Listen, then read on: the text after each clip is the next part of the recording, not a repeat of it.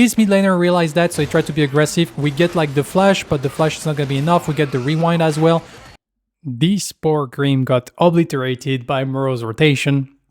And here, as usual, little like quick sharing of what Morose on the crunch has decided to go for. Interestingly, he started with the forward crunch at level 1 and then decided to opt for the left crunch into right crunch, securing like all abilities. Forward crunch, I think the idea is to be able like to space or engage a little bit against the Grux. With the mini stun, you can go for a dash into auto attack disengage. A little bit like interesting tech into that specific matchup.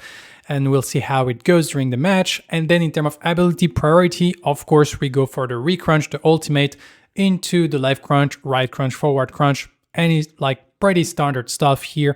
In terms of items, we have gone for the Icecorn Talon, Mutilator, Augmentation, Tectonic Mallet, very like aggressive damage bruisery kind of style.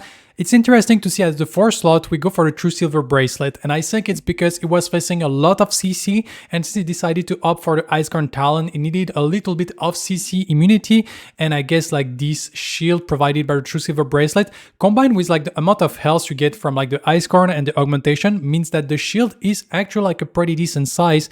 And I guess the same idea is with the Giant Ring. Giant Ring is something that gives you like a lot of damage mitigation when you use your ultimate, and on crunch you get your ultimate like as a very short cooldown. So that's like a way that you can like abuse that. On top of that, the cooldown reduction is pretty good, and so I guess like that was like the idea. A little bit unorthodox pick, but that makes complete sense with crunch. Let's jump into the game. For today's game, we do have Morose playing the crunch, so an offlane game, and he's gonna face against the Grux. And I've selected that game simply because I see a lot of comments on Reddit about like how people are struggling against the Grux into early game and even like further up. And I thought it was like a good way to show like how a top Grandmaster is dealing with a matchup. And one thing that you have to know when you play against Grux is Grux has 2 jarring weaknesses. The first one is that basically he falls off in the late game if he doesn't get ahead. So that's like kind of your first job as an offlaner, is not to offer any like early kills. The second jarring weakness is that Grux has, but of course it is not something you can always control in solo queue games, is it's a very easy gank, because he doesn't really have any good escape and it's very easy to perma-gank him. So even like for junglers that watch that video, every time you see a Grux somewhere, it can be a good idea to try to come, like try to fight it. And as you can see, like here, Morose is not really looking at trading. He knows that at the early levels, he's gonna lose like the trade against his opponent. But here, interestingly, he has gone for the dash, and since he knows that the double plane is here, like then he go for like a counter engage with some damage and auto attack. But as soon as the auto attack connect, he back off. He doesn't stay close. And here you can see like he tried to space his opponent, trying to dodge the double pain. He's not looking at trading damage with that Grux because the passive, the Bloodlust, is a little bit too strong. So here though, Morose finds that he has the opportunity to go like for a level 2 transition slightly faster, and then he get like a lot of damage. So we're gonna rewatch that situation to see like how Morose does that. So we're in that situation, both lanes are pretty even. But here Morose is already like in a situation that he's thinking, okay, I have 1 step of advantage over that Grux. As you can see, like he's 1 step ahead towards that lane. And so what Morose is doing is now he get like the first auto attack. Because he got the first auto attack, now he knows that if he keep pummeling that minion that was also targeted by this minion, he's gonna get the level 2 first. And that's exactly what he's going to do. You can see here, the minion die while this minion is still not dead, so that means that until this minion dies, this Grux is not gonna get level 2. And so here, Morose find like a small window to be aggressive, and that's exactly what he's going to do. But as soon as he pummeled the Grux, like the Grux is gonna be like kind of close to get his own level 2, and so Morose doesn't want to be pressured back. So he don't fully all in, he just like get an advantage by that trade, by taking advantage of that little window of the level 2, because he realized that the Grux like get like 1 step too far away. And so here, like the enemy Grux is gonna have to use like some potion to get back. We have a stronger wave, but you can see how Morose like he's still like respecting his opponent. Like he's just looking for last hit. He doesn't like try to fight because he knows that fighting into like a cannon wave, the third wave, it's a lot of damage. And any misstep you do, it's gonna be like kinda dangerous. And here we got a nice double pain, but once again here, he know that he get the level 2 level 3 transition, so he take advantage of it and he try like to bully his opponent. Here we have like the gank from the Calari, but unfortunately it doesn't work out. Still allow Morose to get like the flash, but this whole situation has been created by Morose because by level 1 he understands that he shouldn't like look for a trade. He just go for the trade when the double pain connect to not like lose in terms of ability trade. Like I refer you to my offlane guide video if you want to know what I'm talking about. And then like he take advantage of those small windows because he know exactly what are the timing for a early level transition and manage to bully a little bit that Grux on those timing. No, because the wave crash. Of course you crash the wave before you reset if you're ahead. That way you can go back to base with the wave that is going to push back towards him. And now he's already like having like kind of a slight lead thanks to like the amount of CS he got. The enemy Grux probably is at 12 while Morose is already like at 20 it seems on the panel. We see 24 on the bottom of the screen. I'm not sure which number is correct. The perks of the replay mode. And now you can see like Morose is coming back to his lane with the wave that is going like to advance towards him. And so like Morose get a saber while his opponent only have like a short sword. So it's already like 7 power ahead. But still, here you see like the wave is bigger. Morose is just looking at getting the last hit and he's not like looking for the aggression. As soon as he's got grab, here you can see he dash away, even if he has the level advantage. And here we got Neft that is coming, and since like jungler is here they're gonna like try to go for the aggression. Here, Neft is also like a good player. He knows how you can like punish a Grux. And so that's exactly what is happening. And we get like a kill. But Morose wasn't looking for a fight and would have been fine even with that gank. But as soon as the gank is online, then he step up to follow up and try to like help his own jungler. And now like the enemy Grux is actually like in a very, very bad state because the wave is pushing back because the wave was big, and this is like one of the problem when you're just like behind and you have the wave bouncing back is that like then you're super exposed for a gank, and that's exactly what happened there. And now you can see like how Morose like decided like he was thinking like and he can go back to base, but he doesn't even need to because he's like healthy on health, healthy on mana. And so here he's just like keeping this wave. Here the wave is slightly too big though. I would have loved to see Morose trim a little bit more the wave before these Grux come back, because now it's gonna be like a little bit tough to stop like that from crashing because the wave is pretty big. So if I was Morose here, probably I would have removed like 3 range, and then that would have make like that freeze like possible, and then you get like some aggression. But overall, we don't like try to fight into that big wave. We kind of get like the wave a little bit like still frozen in a sense. It's probably gonna bounce back here because we don't have like enough damage being dealt. But still, like this Grux is in a tough position and Morose is a level ahead thanks to like the advantage of damage. We see the double pain has been used, so Morose tried to go aggressive, but as soon as the Grux is away, and you can see here it was a bad trade by Morose, got like a little bit more damage. But overall here, Morose is just waiting for his level 6. One moment that the Grux is super strong, and you can see how like Morose is just like dodging abilities, and now he's level 6, the smash and grab is used, he tried to like sidestep, and now like this Grux is just toasted. And this is where also like as the Grux, like here Morose realized that he go for the smash and grab. As soon as the smash and grab is gone, well, it's an easy pickup for him with the level 6, he dash in, then like he dodged the crush. Even if the crush is not dodged, then he would have been in range, he still have his own flash, and so that was like an easy pickup. And so the enemy Grux not respecting, but as you can see like Morose even being like super far ahead, always try to go for the smart engagement, the smart trade.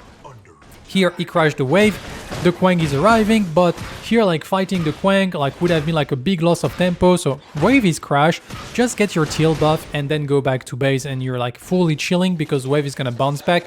You have a lot of gold to spend, as we can see, 1900, and then you want to come back, and when you come back the wave is going to push towards you, so then you can fight that Grux again. That, as we can see, like Grux is still like just get the level 5, and now Morose is almost like 2 level up.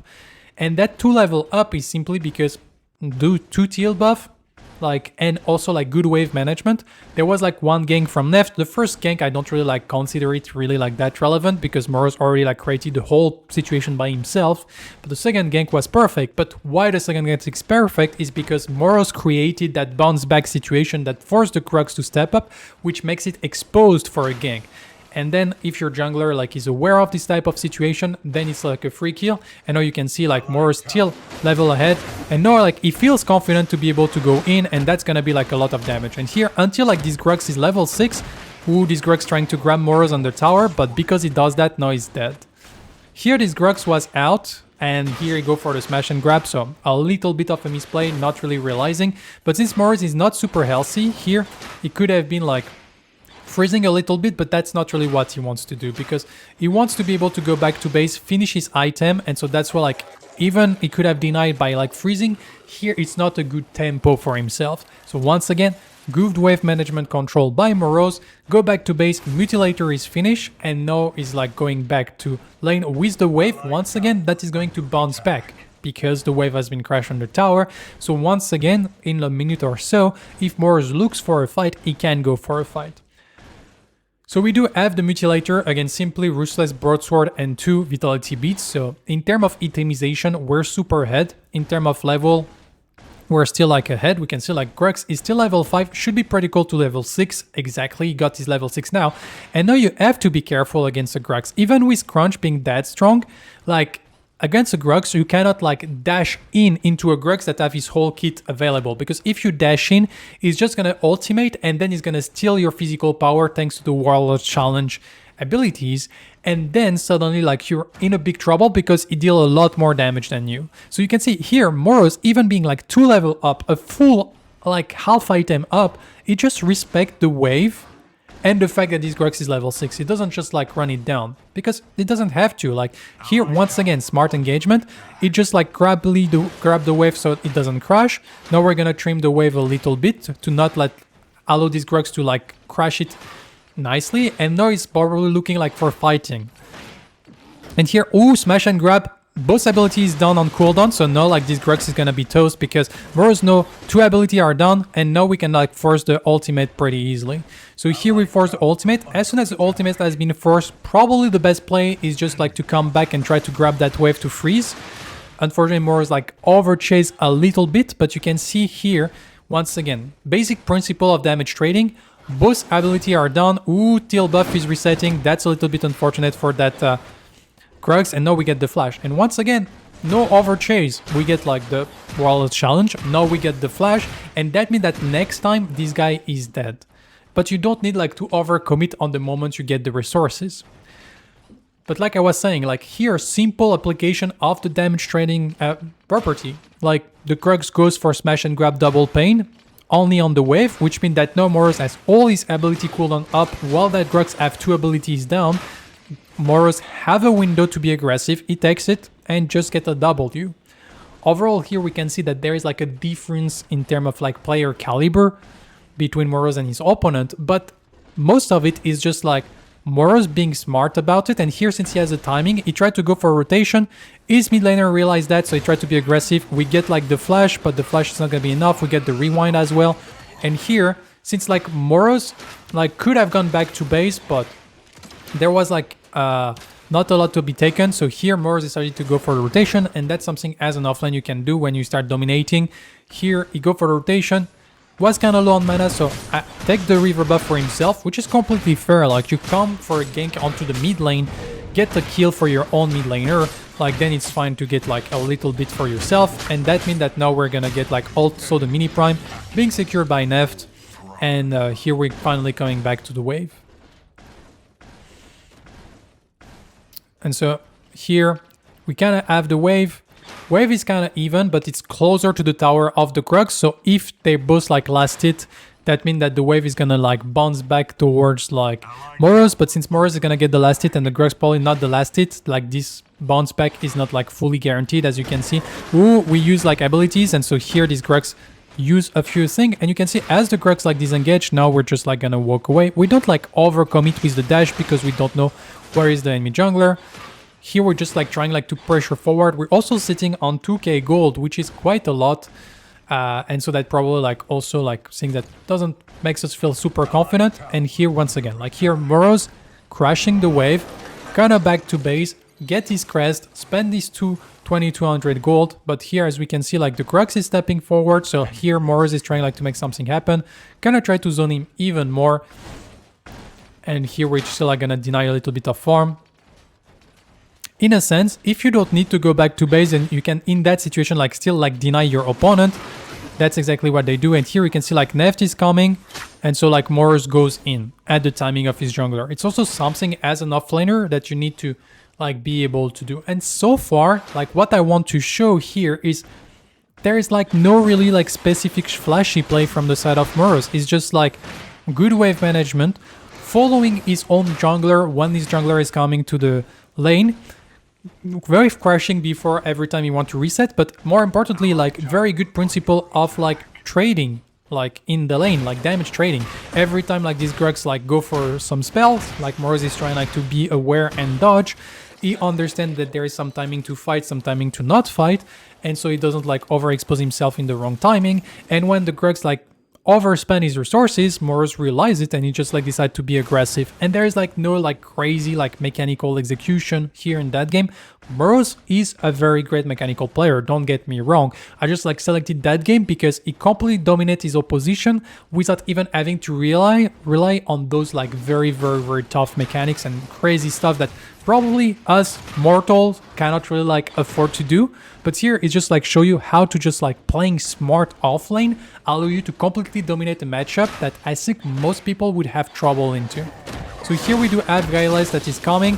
He's getting like wombo combo. That's a lot of damage. He's gonna use the uppercut to try to disengage. Here you can see he's just trying to hold on onto his flash. Gailes flash, so now he has his flash. Here we can see like a little bit of like the mastery of Morose out of like those little situations. Like this uppercut was very well timed. And now he has to be a little bit careful, but he survived the gank, has to spend a little bit his own flash. We get the rotation from the rest. And here Morose decided to go back to base, kind of probably like be very close to finish his augmentation. Not enough, a little bit more. But here he survived the gank, so by surviving the gank he kind of put his team ahead because the enemy team like kind of a little bit like overspend. Unfortunately, like that rest rotate without getting anything, and so now the mid lane is gonna be lost. Maybe here Morose should have been like covering the mid lane instead of rotating back to offlane. Maybe a slight approximation here by the Frenchman, but overall still like pretty good. So here we're gonna use like the Icecorn talent. It's only like 45-second cooldown to kind of clear this wave kind of fast, I assume. So we try to get like maybe the tower. And here we have the Quang coming back. And so here we can see like as Morose is not like auto-attacking that Quang despite getting caught, because he knows if he auto-attack the Quang, he's gonna be targeted by the tower, and that's not what you want.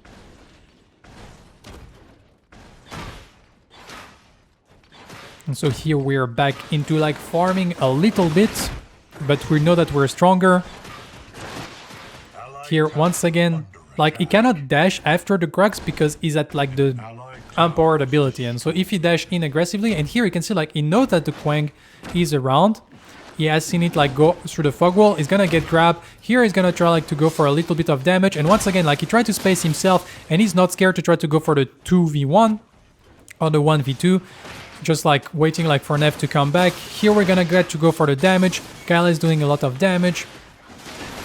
We get the dash, a little bit of damage, then the uppercut for both of them. We're trying very close. Both people are 1 HP, and then we got like unfortunately like the snipe, not securing like any kill it seems, trying to get like Gailes. It's not gonna get it. We get the rotation, but overall like you see how we play like that situation kind of slow to not get picked up, and that's like very well played by him. Just to try to, and also he's not scared of the 1v2. He tried to make a play, in the end it didn't work out. I think he forgot about like the Murdoch snipe across the map that could have been like dangerous, and that ended up like being his demise. But at the same time, because the Quang is here, that doesn't mean that you should like back off. Here Morose trying like to find his limit. He's basically like trying to know which like he needs to offer to the enemy team before he actually like fully disengage. But that's basically what I wanted to show through that game. We're gonna stop here. Overall, it was like a very, very good like control of the offlane in a matchup that for a lot of people might not be like that simple. And I just like wanted to show that just applying good damage trading principle, understanding when you should be aggressive, and just overall like efficient farming, you can get like a lot done even without having like crazy mechanics. One thing that Morose is very good is that spacing to dodge like abilities, and against Grux, it's like one of the most important skills to have is like perfect spacing to try to dodge double pain, to not be like easy to grab this smash and grab, and all those things like meant that now Morose is for 1-1 and like 2 level up his opposition and in a very good situation to start entering that mid game. Thank you everyone for watching, and I will see you for the next match.